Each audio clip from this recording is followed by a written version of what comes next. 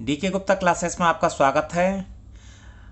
आज हम पढ़ेंगे पास्ट कंटिन्यूअस टेंस या पास्ट प्रोग्रेसिव टेंस। इससे पहले हम पास्ट टेंस पढ़ चुके हैं जिनमें प्रेजेंट के 4 टेंस हैं और पास्ट का पास्ट इंडेफिनिट या सिंपल पास्ट टेंस है उसको पढ़ चुके हैं। हम जो टेंस हैं उनकी सारों की बेसिक स्ट्रक्चर है वो भी पढ़ चुके हैं। एक बार उन वीडियो को भी देखें जिससे आपका बेस है वो बन सके और आप एक दूसरे टेंस से कनेक्ट हो सकें कि किस प्रकार की पहचान किसी टेंस में अलग है। तो अब हम इसकी देखते हैं पहचान। जो पास्ट कंटिन्यूअस या पास्ट प्रोग्रेसिव टेंस है उसकी पहचान में देखें, जो ये इनमें वाक्य आएंगे उनमें भूतकाल में किसी कार्य के जारी रहने की सूचना है वो देते हैं। जैसे वह खेल रही थी, हम वहाँ जा रहे थे, इस प्रकार के वाक्य हैं इसमें आते हैं। इनमें एडवर्ब जो फ्रीक्वेंसी है जिनकी बार बार उपयोग में होता है उनमें हम देखें at that moment, at that time, those days या कंटिन्यूसली, इस प्रकार के वाक्य हैं वो आ सकते हैं। कोई ज़रूरी नहीं कि हमेशा हर वाक्य में ही उपयोग में हो, लेकिन किसी वाक्य में आ रहे हों तो हम अंदाज़ा लगा सकते हैं। हेल्पिंग वर्ब देखें या सहायक क्रिया देखें तो इसमें बाज और वर का प्रयोग किया जाता है। और बाज आती है सिंगुलर, आई भी है इसमें सिंगुलर की तरह यूज में किया जाता है पास्ट में, ध्यान रखना। जो प्रेजेंट में हम आई को एक तरह से प्लूरल की तरह यूज में करते थे मतलब सहायक क्रियाओं में, तो इसमें आई का हम सिंगुलर जैसे ही हम प्रयोग में लेंगे। और जो वर है हेल्पिंग वर्ब आएगी वो प्लूरल में या बहुवचन के कर्ताओं के लिए यूज करी जाएगी। और वर्ब की फर्स्ट फॉर्म का प्रयोग करते हैं और उसमें आईएनजी लगाते हैं, जैसे हमने प्रेजेंट के कंटिन्यूअस टेंस में लगाई थी उसी प्रकार से इसमें करते हैं। इसके देख लेते हैं हम साधारण वाक्यों को, एफर्मेटिव प्रकार के वाक्यों को किस प्रकार से हम बनाएंगे। किसी भी टेंस के साधारण वाक्य हों सबसे पहले सब्जेक्ट लेना है, फिर आपको वर्ब लेना है, वर्ब में आईएनजी लगाना है तो लगा देंगे और नहीं लगाना है तो नहीं लगाएंगे। फर्स्ट फॉर्म आईएनजी हमने लगा दी है, फिर हमने ऑब्जेक्ट ले लिया है, फिर हमने कंप्लीमेंट ले लिया है, फिर हमने एडवर्ब ले लिया है। अगर ये आते हैं तब तो हमें लगा देने, नहीं तो हमारा ऑब्जेक्ट तब है, ऑब्जेक्ट तक ही काम चल जाएगा। देखते हैं इसके एग्जाम्पल। इसके एग्जाम्पल में पहला एग्जाम्पल हम देखते हैं वह है खेल रही थी, मतलब पास्ट में किसी वो खेल रही थी मतलब जारी था, वो पास्ट में खेलना उसका काम था वो जारी था, वह खेल रही थी। ये लड़की के लिए आया है तो हम इसमें सब्जेक्ट लेंगे वह, तो वह के लिए लेंगे सी। सी, अब सी एक वचन का है, सी वाज, सी वाज। एक मिनट, थोड़ा सा हमने वाक्य रचना में यहाँ पे सब्जेक्ट के बाद में हेल्पिंग वर्ब, सब्जेक्ट के बाद में हेल्पिंग वर्ब प्लस उसके बाद में फिर ये वर्ब आएगी। ठीक है, सब्जेक्ट के बाद में हेल्पिंग वर्ब हमने ये भूल गए थे, यहाँ पे लिया सी वाज। ठीक है, अब देखें हम इसमें वर्ब क्या है। वर्ब है इसमें खेलना, खेलने को बोलते हैं प्ले, और आईएनजी इसमें लगा दिया she was playing, she was playing.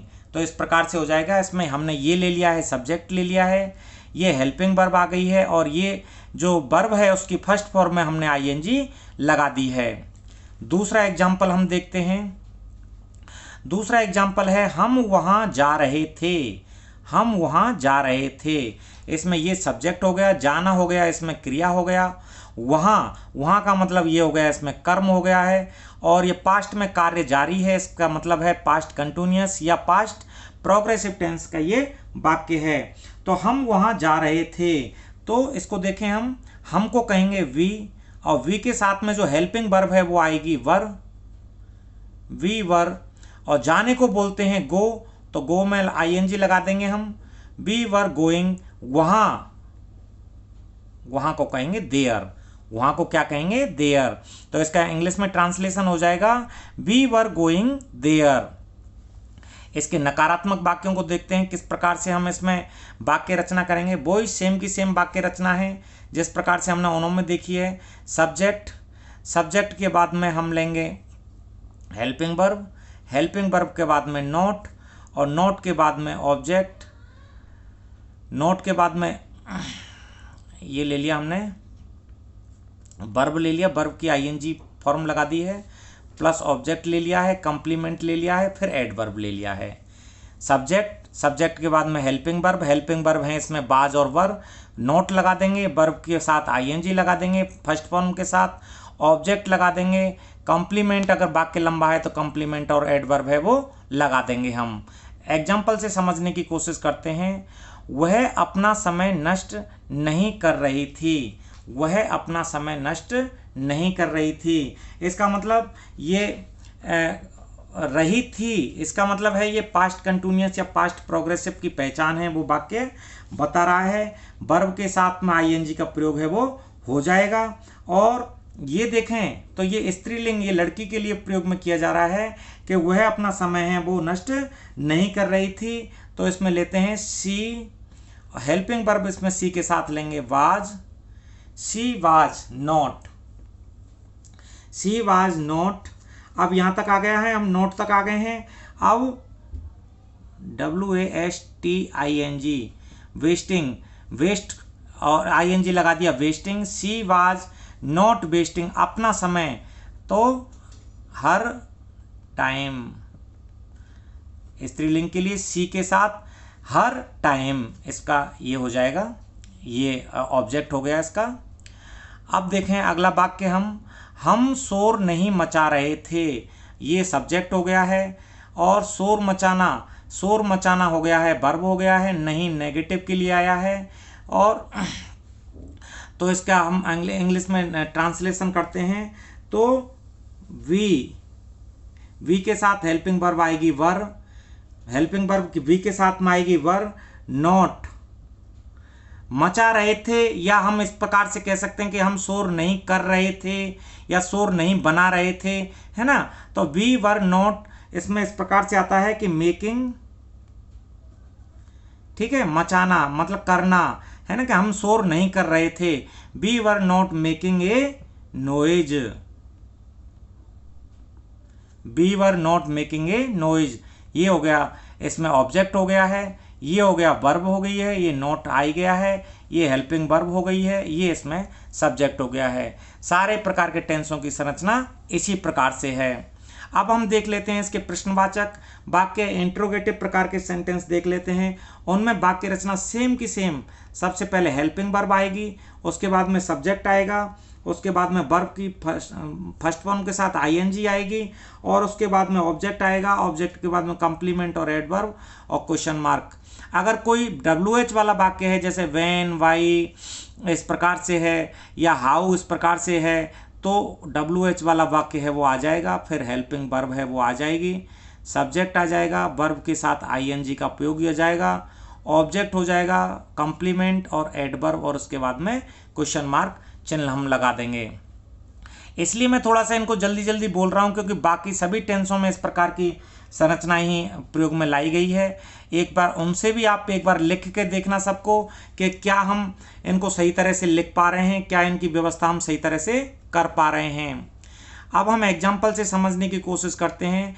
क्या तुम हंस रहे थे, क्या तुम हंस रहे थे, तो अब इसमें देखें तुम हंस रहे थे, बहुवचन के लिए उपयोग में लिया गया है ये, तो इसमें हेल्पिंग वर्ब लेंगे वर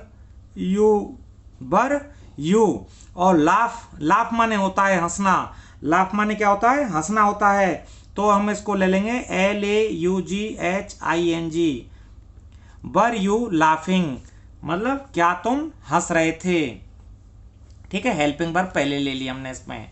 अब इसमें हम देखें एक WH वाला उदाहरण हम देखते हैं। वह कहाँ जा रही थी, वेयर वाला उदाहरण ले लिया है हमने, वेयर, ठीक है, वेयर ले लिया है। अब वह वेयर वाज, क्योंकि वह क्या है, सिंगुलर है, एक वचन का करता है। वेयर वाज सी, क्योंकि स्त्रीलिंग के लिए प्रयोग किया जा रहा है, वह कहाँ जा रही थी। Where was she going, where was she going, क्योंकि ये स्त्रीलिंग के लिए वाक्य है, इसलिए हमने स्त्रीलिंग का सी लगा दी है और प्रश्नवाचक चिन्ह है वो लगा दिया है। अब देखते हैं नकारात्मक प्रश्नवाचक वाक्यों में किस प्रकार की व्यवस्था करी जाती है, वाक्य रचना करी जाती है। सबसे पहले हेल्पिंग वर्ब आ जाएगा, हेल्पिंग वर्ब के बाद में हमारे पास आ जाएगा सब्जेक्ट, सब्जेक्ट के बाद नोट आ जाएगा, और नोट के बाद में हमारे पास सब्जेक्ट हमने ले लिया है, इसके बाद में वर्ब की फर्स्ट फॉर्म आ जाएगी, उसके साथ आईएनजी आ जाएगा, ऑब्जेक्ट आ जाएगा, कॉम्प्लीमेंट आ जाएगा, एडवर्ब आ जाएगा। इस प्रकार से अगर WH वाला वाक्य है जो वाई, वेन इस प्रकार से, हाउ इस प्रकार का है तो WH वाला ले लेंगे, हेल्पिंग वर्ब ले लेंगे, सब्जेक्ट ले लेंगे, नोट ले लेंगे और वर्ब की फर्स्ट फॉर्म आईएनजी ले लेंगे, ऑब्जेक्ट ले लेंगे, कॉम्प्लीमेंट, एडवर्ब ये लेके क्वेश्चन मार्क का चिन्ह लगा देंगे। चलो कोई बात नहीं, एग्जाम्पल से समझने की कोशिश करते हैं। क्या तुम नहीं पढ़ रहे थे? सबसे पहले हमको पहचानना होगा, क्योंकि काफ़ी सारे जब वाक्य हो जाएंगे आपको पहचान में थोड़ा प्रैक्टिस से पड़ेगा कि कौन से टेंस का ये वाक्य है। क्या तुम नहीं पढ़ रहे थे अर्थात ये भूतकाल में वाक्य है, वो जारी था, नहीं का या हाँ का जो भी है। क्या तुम नहीं पढ़ रहे थे, तो तुम है ये बहुवचन का करता है, तो इसके हिसाब से हम जो हेल्पिंग वर्ब है इसमें लेंगे बर यू नॉट।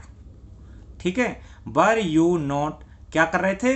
पढ़ रहे थे, तो पढ़ने को हम लेंगे स्टडिंग। बर यू नॉट स्टडिंग। ठीक है, बर यू नॉट स्टडिंग और इसमें क्वेश्चन मार्क चिन्ह लगा देंगे।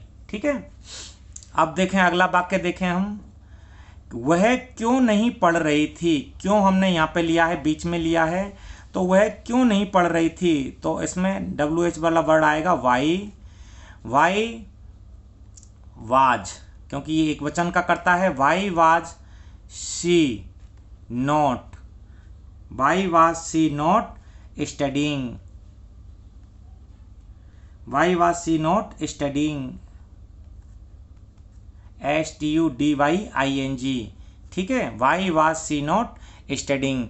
तो इस प्रकार से हमारा ये जो पास्ट का कंटिन्यूस टेंस है वो कंप्लीट होता है। इसके और एग्जाम्पल करके देखने हैं आपको, तभी आपकी जो समझ है वो विकसित होगी। तो वीडियो को लाइक, सब्सक्राइब, शेयर करें। धन्यवाद साथियों।